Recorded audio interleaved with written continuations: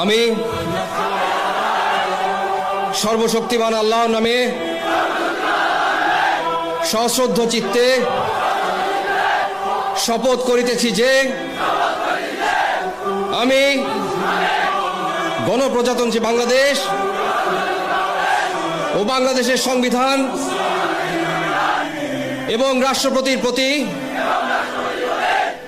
অকৃত্রিম বিশ্বস্ততা ও আনুগত্য পোষণ করিব। আমি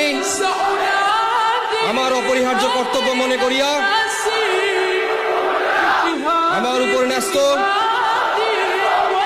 বাংলাদেশ সেনাবাহিনীর কর্তব্য আমি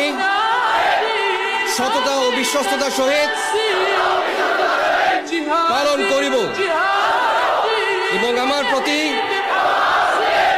জল, স্থল ও আকাশ পথে